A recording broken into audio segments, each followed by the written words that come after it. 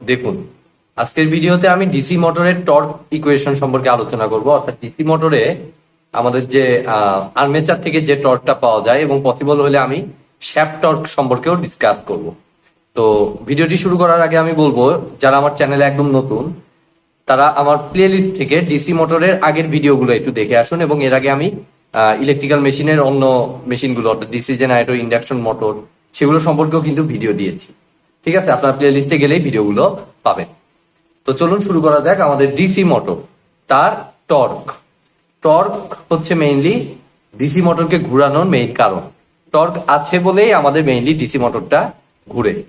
ঠিক আছে, তো আমরা যদি একটু ইকুইভ্যালেন্ট সার্কিটটা একটু আঁকিয়ে ফেলি, যে আমাদের প্রথমত আমরা যদি একটা ডিসি শান্ট মোটরই মনে করি, তাহলে দেখুন এরকম একটা আর্মেচার থাকে, আর্মেচারের একটা রেজিস্ট্যান্স থাকে, এর সাথে আমার শান্ট মোটরের কারণে আমার একটা শান্ট ফিল্ড থাকে।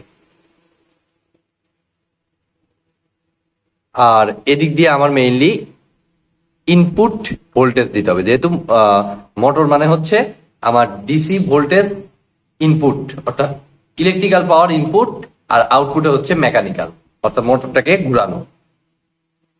এখন আমাদের এটা হচ্ছে আর্মেচার রেজিস্ট্যান্স, এটা ফিল্ড রেজিস্ট্যান্স, আর এদিক দিয়ে আমি ডিসি ভোল্টেজ দিব। এখন আমার কথা হইলো যে আমি এখানে প্রথমত আলোচনা করতে চাই আমাদের আর্মেচার টর্ক। Armature torque. এখন আমি প্রথম দিন যে ডিসি মোটরের বেসিক ক্লাসটা, অর্থাৎ ডিসি মোটর যেভাবে কাজ করে সেটার যে ডায়াগ্রামটি এঁকেছিলাম, সেখানে আমাদের মেইনলি ম্যাগনেটিক পোল ছিল, যেটা মেইনলি স্টেটরও বলতে পারি আমরা, আর রোটর হিসেবে ছিল আমাদের মেইনলি আর্মেচার। এখন এই আর্মেচারটা আমার হচ্ছে রোটেটিং পার্ট, অর্থাৎ ম্যাগনেটিক ফিল্ডকে ইউজ করে আমাদের এই ইলেকট্রিক্যাল ইনপুটের সাহায্যে এই রোটরটা ঘুরে। রোটর বলতে আর্মেচারটা ঘুরে। প্রথমে কিন্তু আমার আর্মেচারটা ঘুরবে, তারপরে হচ্ছে এই আর্মেচারের সাথে একটা শ্যাফট লাগানো থাকে, এরকম একটা শ্যাফট। এই শ্যাফটটা কিন্তু আর্মেচার যেভাবে ঘুরে সেটা সাপেক্ষে কিন্তু এই শ্যাফটটাও ঘুরতে থাকে। তো এখন আমার কোশ্চেন হলো যে আর্মেচার টর্ক এবং শ্যাফট টর্কের মধ্যে পার্থক্যটা কি? তো অবশ্যই একটি বেসিক পার্থক্য আছে। তো তার জন্য অবশ্যই আপনাকে ভিডিওটি সম্পূর্ণ দেখতে হবে। আমি কারণ এটা নিয়ে কিন্তু আপনার ম্যাথ করতে নিয়ে কনফিউশনে পড়বেন। আর্মেচার টর্ক কি, শ্যাফট টর্ক কি, প্যাচ লাগিয়ে ফেলবেন ঠিক মতো যদি না বুঝতে পারে। তো দেখুন, আমি প্রথমত আর্মেচার টর্কটা নিয়েই আলোচনা করব। তো এভাবে চিন্তা করবো যে আর্মেচারটার ইনপুট পার্ট হচ্ছে আমার আর্মেচার টর্ক, আর আউটপুটে যে ইয়েটা পাবো সেটাকে আমি বলবো হচ্ছে শ্যাফট টর্ক। এভাবে প্রথমত আমি চিন্তা করব, পরে আমি এক্সপ্লেন করে দেবো কেন এটা। তো এখানে যে ঘটনাটা ঘটবে, আমার এদিক দিয়ে একটা ভোল্টেজ আমি দিব, টার্মিনাল ভোল্টেজ ভি। সেটা দিলে আমার এখানে একটা ব্যাক ইএমএফ তৈরি হবে, এবং এদিক দিয়ে আমাদের একটা কারেন্ট আসলো, এবং সেটা এদিক দিয়ে আইএসএইচ কারেন্ট, এবং এদিক দিয়ে আমার আসবে হচ্ছে আইএ আর্মেচার কারেন্ট। সেটা আমরা এর আগে দেখেছি। তো সেইটা অনুযায়ী এই ইকুইভ্যালেন্ট সার্কিটকে কাজে লাগিয়ে আমরা যে কাজটা করব, এখানে দেখুন আমার যে আর্মেচারটার ইনপুট অংশই আমি বলছি আর্মেচার টর্ক। ঠিক আছে, তো আমি দেখব এই আর্মেচার পাওয়ারটা অ্যাকচুয়ালি কত। তো আর্মেচার পাওয়ারটা খুবই সিম্পল। আমাদের আর্মেচার পাওয়ারটা আমাদের মেইনলি হবে হচ্ছে এইখানে যে ভোল্টেজটা তৈরি হইলো, ব্যাক ইএমএফটা তৈরি হইলো, সেটা হচ্ছে আমার ইবি, আর তার সাথে আইএটাকে মাল্টিপ্লাই করে দিতে হবে। ঠিক আছে, তো এটা হচ্ছে বেসিক্যালি আমাদের armature power, P equal to VI formula use করে। ঠিক আছে, তো এটা খুবই simple, P armature equal to EB into IA.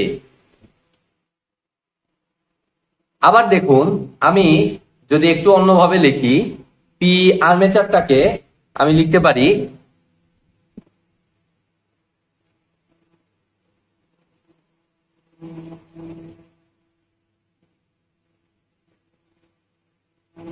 Torque T divided by omega.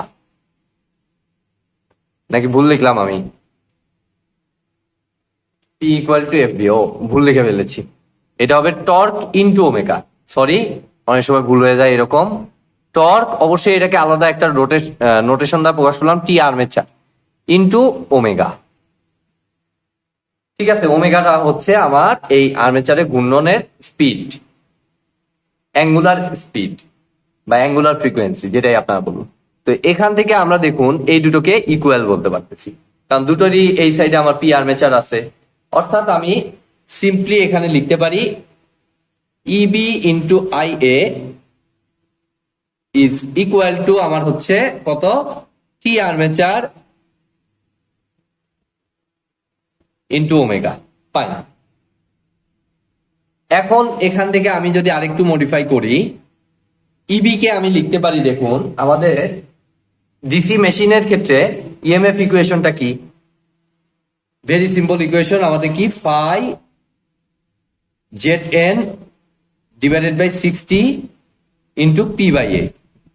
নিচে 60 কেন, কারণ এনটা এখানে আরপিএম এ ক্যালকুলেট করবো, তাহলে আরপিএম থেকে এসআই ইউনিট নিতে হইলে অবশ্যই আমার পার মিনিট আছে, সেটাকে সেকেন্ড বানাইতে হবে।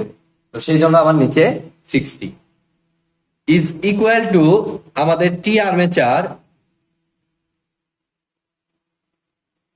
ইনটু আমার হচ্ছে ওমেগাটাকে যদি আমি এন এ কনভার্ট করি, যেহেতু এই সাইডেও আমার এন আছে, মোটরের স্পিড এন, তাহলে আমাদের এটা আসতেছে 2 পাই। এটা এইচএসসির খুব বেসিক একটি ফর্মুলা, এটা নিয়ে আমি কথা বাড়াচ্ছি না। 2 পাই এন ডিভাইডেড বাই 60। আমরা আর্মেচারে ক্যালকুলেট করতেছি, আর্মেচার টর্ক। তো আমি দু সাইড থেকে আমাদের দেখুন 60 কেটে দিতে পারি, তাহলে আমাদের দেখুন টি আর্মেচার অর্থাৎ আর্মেচার টর্ক আর এন এবং এনও কাটা, অর্থাৎ মোটরের স্পিডের উপর টর্ক নির্ভর করতেছে না। তাহলে আমাদের এটা আসতেছে 1/2 পাই, এই 2 পাইটা এই সাইডে পাঠিয়ে দিলাম, ইন্টু ফাই জেড। আমার এখানে আই এটা বাদ পড়ে গেছে, আমি দুঃখিত, আই এটা আগে লিখে দিচ্ছি আমি, phi Z I A into P divided by A.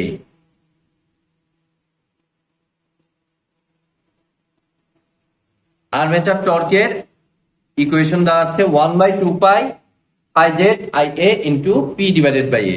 আর একটু যদি মডিফাই করি, অর্থাৎ থেরেজার বইতে যেভাবে লেখা আছে সেই অনুযায়ী যদি আমরা একটু মডিফাই করি, তাহলে 1/2 পাইটা জাস্ট ক্যালকুলেটারে একটু হিসাব করে দিতে হবে। তো আমি ক্যালকুলেটার ইউজ করতেছি 1/2 পাই, এটা ইউজ করলে, এটা ক্যালকুলেটার বসাইলে আমার আসে 0.159।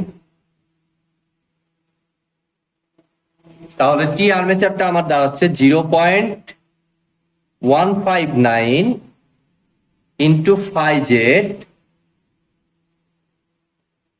I A into P divided by A. এটাই হলো বেসিক্যালি আমার আর্মেচার টর্কের ইকুয়েশন। তো আপনারা সরাসরি মুখস্থ রাখতে পারেন, অথবা আপনাদের যদি এই বেসিকটি মাথায় থাকে, আপনারা বেসিক থেকেই কিন্তু ক্যালকুলেট করতে পারবেন। আপনাদের ইচ্ছা সেটা ম্যাথ করার সময় কিভাবে আপনারা মাথায় রাখবেন। তো আমার দেখা যায় যে হিসাবে যদি কোনো কারণে ফর্মুলা মনে না থাকে, এভাবে বের করেও আপনি চাইলে করতে পারেন। আপনি দেখবেন ডাটা কিভাবে দেয়া আছে, সেই অনুযায়ী ক্যালকুলেট করবেন।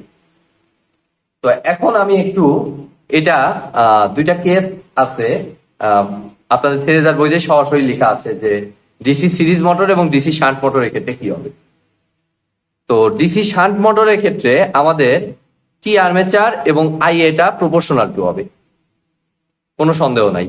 জেড ফ্লাক্স পি বা পি এ এগুলো কনস্ট্যান্ট রাখলে টি আর্মেচার এবং আই এটা কনস্ট্যান্ট প্রপোর্শনাল টু হবে। তো আমি ডিসি শান্ট মোটরের ক্ষেত্রে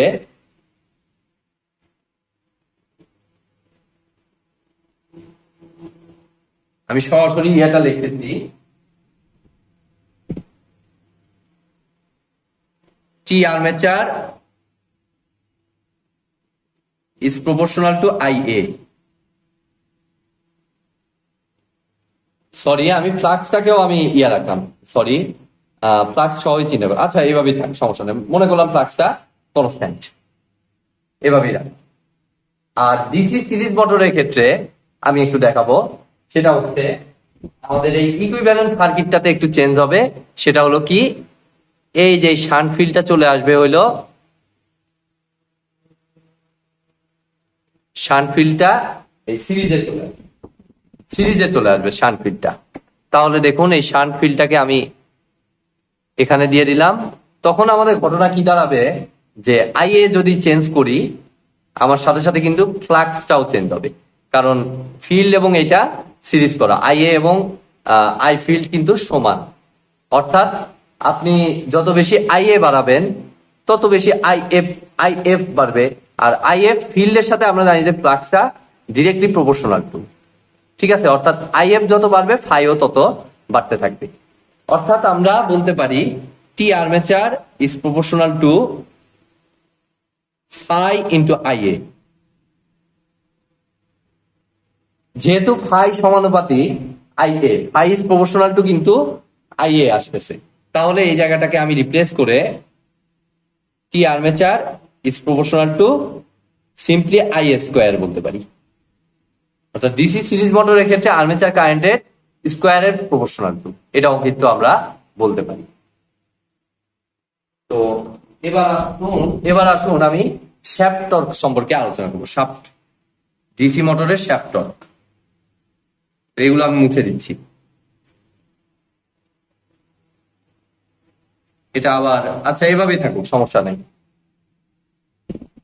ডিসি সিরিজ মোটর দিয়ে বুঝাচ্ছি, প্রবলেম নাই। তো শ্যাফট হচ্ছে, আমরা জানি যে ডিসি মোটরের বাইরের পার্ট, যেটার সাথে আপনি চাইলে কোনো লোড, কোনো একটা কিছু বেল্ট, ধরুন যে একটা বেল্ট লাগিয়ে দিলেন, তখন এটা সেভাবেই ঘুরতে থাকবে। শ্যাফটটা মোটরটাকে এক্সটার্নালি কোনো লোডের সাথে কানেক্টেড হতে সাহায্য করে, শ্যাফটের কাজ হচ্ছে তাই। তো শ্যাফট পাওয়ার এবং আমার কি পাওয়ার, এটা আর্মেচার পাওয়ার, এই দুটোর মধ্যে পার্থক্য হইলো মাঝখানের আয়রন লসটা, ঠিক আছে। মাঝখানে আয়রন লসটাই মেইন পার্থক্য। অর্থাৎ আমাদের আর্মেচার পাওয়ার হচ্ছে আমাদের ইবি ইন্টু আইএ, আমি সিম্পলি এভাবে লিখলাম, ইবি ইন্টু আইএ, এটা আমাদের শ্যাফট, এটার আর্মেচার পাওয়ার। আর এটার আউটপুট হচ্ছে আমার শ্যাফটের সাথে কানেক্টেড। তো শ্যাফট পাওয়ারটা পাইতে হইলে আমাকে প্রথমে যে কাজটা করতে হবে, সেটা হলো এখানে আমরা একটা আয়রন লস চিন্তা করলাম। ধরুন এটাকে পি এফি দ্বারা প্রকাশ করলাম, এফিটা আয়রন। তো আয়রন অ্যান্ড উইন্ডেজ লস, একই সাথে উইন্ডেজ লস, ঘর্ষণ, আমার ঘোরার কারণে কিন্তু এই বায়ুতে একটা ফ্রিকশন তৈরি হয়, সেই ঘর্ষণ। আচ্ছা, এটাকে আমরা এফ এন্ড ডাব্লিউ দ্বারা প্রকাশ করি, ফ্রিকশন অ্যান্ড উইন্ডেজ লস। তাহলে আমাদের শ্যাফট পাওয়ারটাই কিন্তু আমি আরেকটা জিনিস বলতে পারি, সেটা হচ্ছে আউটপুট পাওয়ার, এটাও কিন্তু আমরা বলতে পারি। এটা হচ্ছে মেইনলি শ্যাফট পাওয়ার এবং আর্মেচার পাওয়ারের মধ্যে পার্থক্য। তো শ্যাফট পাওয়ারটা সিম্পলি আমার কত হবে, জাস্ট পি আর্মেচার থেকে আমার বিয়োগ দিতে হবে আমার কি, এই পি এফ এন্ড ডাব্লিউ,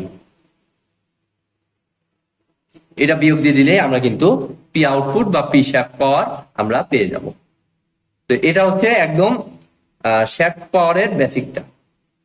তো এখন আমরা দেখবো এটার সাহায্যে আমরা শ্যাফট টর্ক কিভাবে হিসাব করতে পারি। তো তার জন্য আমরা যে কাজটা করব, এগুলো আমি মুছে দিচ্ছি, এগুলো এখন আমার লাগতেছে না। আপনারা জাস্ট বেসিকটা ধরুন, তাহলেই হবে। তো টর্ক ইকুয়াল টু আমার হচ্ছে, এখানে আমরা ধরলাম শ্যাফট টর্ক ইকুয়াল টু আমার হচ্ছে পি ডিভাইডেড বাই ওমেগা। অবশ্যই এই পিটা হচ্ছে পি আউটপুট বা পি শ্যাফট, যেটাই আপনারা ধরুন। তো ওমেগা হচ্ছে এই যে এখানকার যে ওমেগাটা ছিল, আর্মেচার যে ওমেগাতে ঘুরবে, শ্যাফটটাও সেই ওমেগাতেই ঘুরবে, কারণ ওর সাথে ওইটা কানেক্টেড। দ্যাট মিনস আমরা বলতে পারি পি আউট ডিভাইডেড বাই, এটা হিসাব করলে 2 পাই n divided by 60।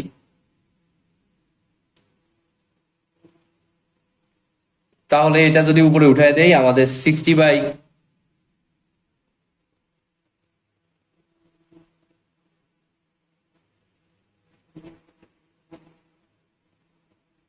Shaft torque. এখন আপনারা বলতে পারেন আমরা পি আউট কিভাবে হিসাব করব। তো আপনি পি আর্মেচার পর্যন্ত হিসাব করবেন। সেইখান থেকে ধরুন যে ম্যাথে আমার ফ্রিকশন অ্যান্ড উইন্ডেজ লস দিয়ে দিল, তো সেই আর্মেচার পাওয়ার থেকে আমার ফ্রিকশন অ্যান্ড উইন্ডেজ লস বাদ দিলে কিন্তু পি আউট বা পি শ্যাফট আপনারা পেয়ে যাবেন। অথবা পি আউট ডিরেক্টলি দেওয়া থাকতে পারে, যেভাবে দেওয়া থাকুক সেই অনুযায়ী আপনারা ক্যালকুলেট করে নেবেন। তাহলে এখন 60/2 পাই হিসাব করলেই হচ্ছে। তাহলে 60/2 পাই ক্যালকুলেটারে বসাইলে আমার আসে 9.55। তাহলে টি শ্যাফট শ্যাফট টর্কটা আমার আসতেছে 9.55 into P out divided by N. তো এই ছিল আমাদের ডিসি মোটরের details class torque equation related. তো আজকের মতো ভিডিওটি এ পর্যন্তই। ভিডিওটি যদি ভালো লেগে থাকে অবশ্যই ভিডিওতে একটি লাইক দিবেন, বন্ধুদের সাথে বেশি বেশি শেয়ার করবেন, আর চ্যানেলে নতুন হয়ে থাকলে অবশ্যই চ্যানেলটি সাবস্ক্রাইব করবেন। ধন্যবাদ।